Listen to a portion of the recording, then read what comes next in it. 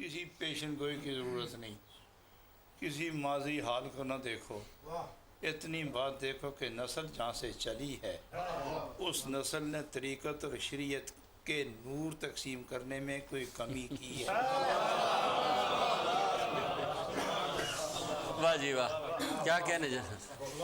کفر کی کالی راتوں میں چراغ عشق جلانا اور ہر ایک کی ہتھیلی پہ رکھ کے تند و تیز ہواؤں کے مقابلے میں کھڑا کر کے خود پہرا دینا، یہ گولڈوی شان ہی ہو سکتی ہے. واہ واہ واہ واہ واہ واہ واہ واہ. حضرات، میں یہ بھی عرض کروں کہ آج تک ہم نے نہیں دیکھا کہ بعض کی جگہ کہیں کوے نے لی ہو.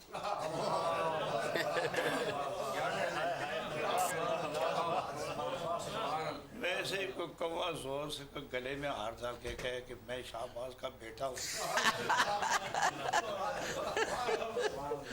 واہ واہ واہ واہ. منو مینو ایک دعویٰ کرتا ہے میں بھی ہوں اور دوسرا بولتا ہی نہیں، اور جو نہیں بولتا کائنات کی روح طواف کر رہی ہے، اور جو بول رہا ہے اسے بولتا ہی کوئی. جی ہو کیا کہنے جی، کیا کہنے حضور. کیا اس لیے میرا کہنے کا جو مقصد ہے وہ یہ ہے کہ دعوے سے نتائج اخذ نہیں ہوتے. دعویٰ اور ہوتا ہے اور حقیقت اور ہوتی ہے. ویسے مشہور ہے کہ جھوٹ اتنا بولو کہ آنے والی نسلیں اس کو سچ ماننے پر مجبور، مگر جب حقیقت کھلے گی تو پھر جھوٹ سو جھوٹ ہے اور خاموش بیٹھے رہو. کب سورج نے کہا کہ میں آنے والا ہوں، انتظار کرو میں، اور جب وہ آیا تو اس نے کہا کہ میں سورج ہوں. ہاں ہاں ہاں ہاں.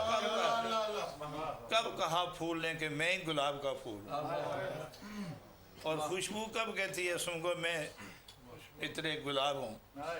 حضرات، وہ خود اپنے وجود سے جو فیض تقسیم ہوتا ہے وہی ان کی زندگی کی گواہی اور دلیل بنتی ہے.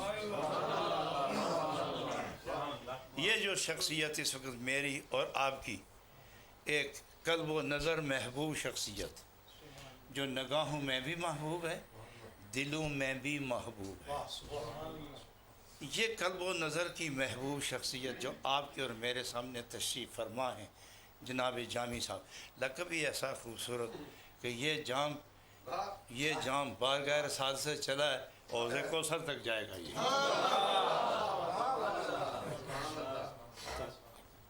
اپنی اپنی ایک حیثیت، وسعت اور نسبت اور اس کے حساب سے معاملات طے ہوتے رہتے ہیں. یہ طریقت ہے، مذاق نہیں ہے، یہ طریقت ہے. سبحان اللہ. یوں داڑھی رکھ کے جبے پہن لینا یہ شکل بدل سکتی ہے، حقیقتیں بدلانا یہ ہر ایک کا کام نہیں ہے. حقیقتوں کو تبدیل کر کے اپنا بنا کے اپنی مور اس پہ لگانا، یہ جناب سرکار دو عالم صدیق اکبر، فاروق اعظم، عثمان ذی النورین، علی المرتضیٰ اور پھر غوث اعظم، پھر امام اعظم، ان سب کی وقتاً فوقتاً تائید و تصدیق سے ان کے عروج کا انتظام ہوتا ہے. تو جو جس کے متعلق دستخط کر دے اس کا مطلب یہ ہوتا ہے کہ خیال رکھنا یہ بندہ ساڑھا ہی ہے. صحیح ہے، صحیح ہے. خیال رکھنا تو گویا ایسی شخصیت سے پیار مرکز کا پیار ہے، اور مرکز بارگاہ نبوت ہے. بہت اچھے حضور، سبحان اللہ. اور پھر یہ خاندان حضور غوث اعظم رضی اللہ عنہ کے پاکیزہ نسبت، روحانی بھی، جسمانی بھی، خونی بھی، ایمانی بھی، یہ رشتہ وہاں جا کے پروان چڑھ کے پھر بارگاہ رسالت میں پیش ہوتا ہے. وہ حسنی حسینی ہے. سبحان اللہ حضور. میں بڑی نئی سی بات میرے ذہن میں آئی ہے، آپ کے لیے پرانی ہے، میرے سامنے نئی ہے، لیکن آج تک غوث اعظم نے حسنی حسینی لکھا ضرور ہے لیکن غوث اعظم حسنی حسینی ہونے کے باوجود جو ان کی نسبت والے ہیں روحانی جسمانی خونی وہ اپنے نام کے ساتھ حسنی حسینی نہیں لکھتے.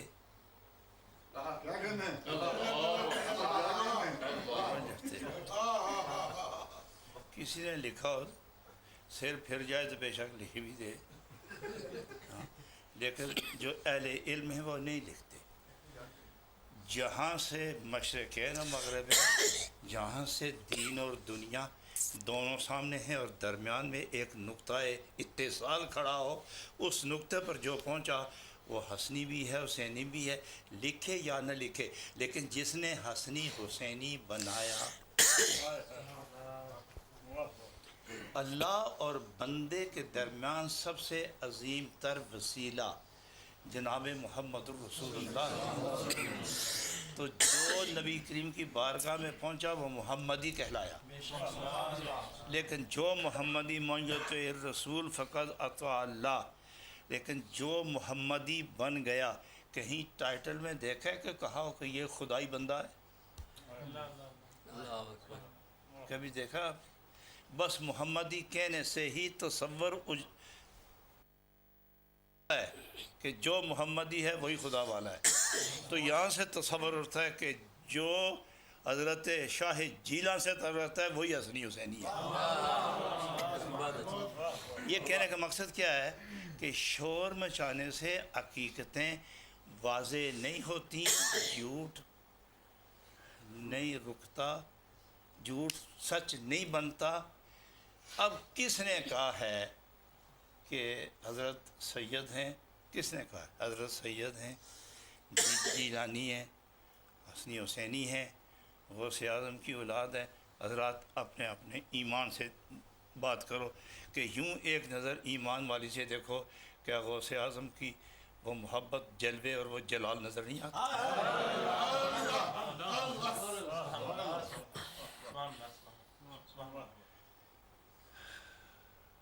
میں کیوں نہیں کہتا میں جیلانی ہوں؟ کیا فیض مجھے نہیں ملا جیلانی کا؟ میں تو ان کی قبر پر 7 دن بیٹھ کے سامنے بیٹھ کے فیض لے کے آیا ہوں. میں اگر بات کروں تو آپ حیران ہو جائیں, لیکن میں جیلانی بن نہیں سکتا. میں اس بارگاہ میں جھاڑو کش تو بن سکتا ہوں, لیکن جس مرتبے کے دعوے ہوتے ہیں میں وہ دعویٰ کر نہیں سکتا. اس لیے میں دعویٰ کروں تو کوئی نہ مانے, اور ایک خاموش بیٹھا ہوا تو غوث اعظم نظر آ رہے ہیں چہرے میں. یہ ہے نسبت کا کمال, یہ ہے روحانی اتصال, یہ ہے مانوی وصال, یہ ہے حد کمال. اور اس پر انتہا چہرہ دیکھو تو انہی کا جمال ہے. اور کمال ہے اس شخصیت کا جس نے یہ سارے پرتو حاصل کیے اور امن سے بیٹھا ہوا ہے. یہ ندی نالے پہاڑی یہ شور مچاتے ہیں برسات میں, لیکن دریا کو ہم نے شور مچاتے نہیں دیکھا.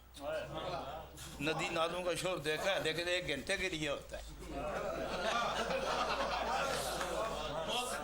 عمر بھر دریا چلتے رہتے ہیں, کوئی شور نہیں. کنارے پہ شور ہوتا ہے, درمیان میں نہیں ہوتا. صرف وہ اپنی خبر دینے کے لیے کناروں کو متحرک رکھتے ہیں کہ ہوش کر کے آنا ادھر, ورنہ وہاں بھی امن ہوتا ہے. حضرات گرامی, اس نور ٹی وی کی وساطت سے جتنے حضرات جس وطن ملک میں اس وقت آپ اپنی ٹی وی کی سکرین کھول کر نور ٹی وی کے اس خوبصورت اسٹوڈیو میں اللہ کے ایک ولی کی آپ زیارت کر رہے, اور پیارے پیارے نعت خوان اور علماء اور عاشقین رسول اور اپنے شیخ کی محبتوں کی چھری سے ذبح کیے ہوئے دوست جو آپ کو یہاں نظر آتے ہیں, یہ سب کے سب اللہ کی رحمتوں کے پردے میں آپ سب نور ٹی وی دیکھنے والوں کو مبارک کہتے ہیں. اور میں دور کے رہنے والوں اور یہاں کے رہنے والوں کو مبارک کہتا ہوں کہ یہ نور ٹی وی ہی کا اعزاز ہے کہ یہاں نور والے آ کر اپنی خیرات تقسیم کرتے ہیں. انہی نور والوں کی برکت سے نور ٹی وی چمک رہا ہے اور خیرات تقسیم ہو رہی ہے. اور ہمیشہ سچ کا ساتھ دو, ہمیشہ سچ کا ساتھ دو، کبھی ادھر کبھی ادھر کبھی ادھر کبھی ادھر، یہ طریقت میں اچھا نہیں ہے، طریقت میں اچھا نہیں ہے۔ ایک آدمی تھا تو دو گاؤں تھے قریب قریب، ان دونوں میں خیرات پکی، تو وہ تھا درمیان میں رہنے والا۔ وہ پہلے سوچنے لگا کہ میں اس گاؤں میں جاؤں، یہاں سے جتنا کچھ ہے جمع کر لوں، پھر اس گاؤں میں جاؤں گا۔ تو دوڑتا ہوا اس گاؤں کے قریب گیا تو سوچا کہ نہیں ادھر پھر صحیح، پہلے ادھر جانا چاہیے۔ جب اس گاؤں کے قریب گیا تو کہنے لگا یہ تو میرے نزدیک ہے، پہلے ادھر ہی جانا چاہیے۔ وہ 8-10 دفعہ دوڑتے دوڑتے دن گزر گیا، دونوں خیراتیں خالی ہو گئی تھی، تو بیچارہ ساری رات بھوکا پڑا ہے۔ یک گیر محکم بگیر۔ اللہ اکبر۔ اور میں ایک بات یہ بھی کہہ دوں کہ بعض پیر حضرات اپنے مریدوں پر انہیں یقین نہیں ہوتا تو ان کو پاس بٹھا کے سمجھاتے ہیں وہ خیال رکھی اور نہ جائیں کسی پاس، وہ اللہ کا واسطہ ہی نہ جائیں، واسطہ ڈالتے۔ کیوں کرتے ہو یہ؟ گیا تو پھر واپس آن نہیں لگا۔ اگر تھوڑا مرید اتنا کامل ہے کہ کسی پیر پر نظر پڑ گئی تو پھر تیرے جگہ نہیں رہا تو تینوں بیعت کرن دی کہ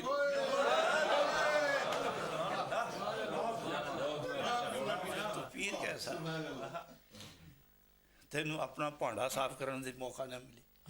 اور پھر اگر ہو دوسرا پیر اور اس کے پاس کسی پیر کا مرید گیا تو وہ اس کو اپنے سینے سے لگائے گا، اس لیے نہیں کہ نیا بندہ آیا، اس لیے کہ خدا کے کسی پیارے کا مہمان آیا ہے، خدا کے پیارے کا مہمان آیا، تو وہ جو کچھ اسے دے گا اس کو دیکھ کر اہلیت اور اس کا حصہ سمجھ کر نہیں دے گا، وہ پیچھے والے کو دیکھ کر کیا کرتے ہیں۔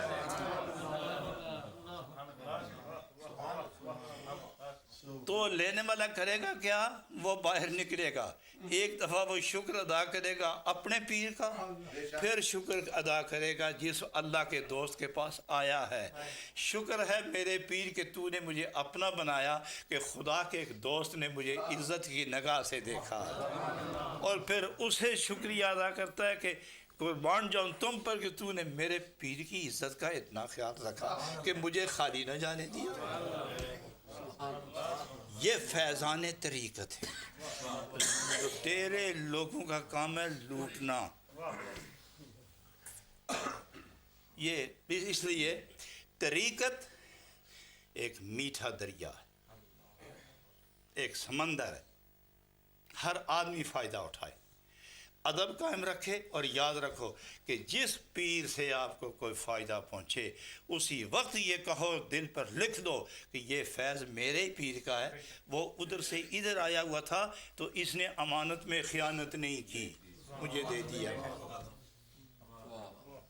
یہ میرے پیر کا فیض ہے۔ چشتی قادری کے پاس جائے، قادری چشتی کے پاس جائے، اور یہ نقش بندی قادری کے پاس جائیں، اور وہاں سے جو فیض ملے وہ یہی سمجھے میرے آقا کا فیض امانت تھا، انہوں نے مجھے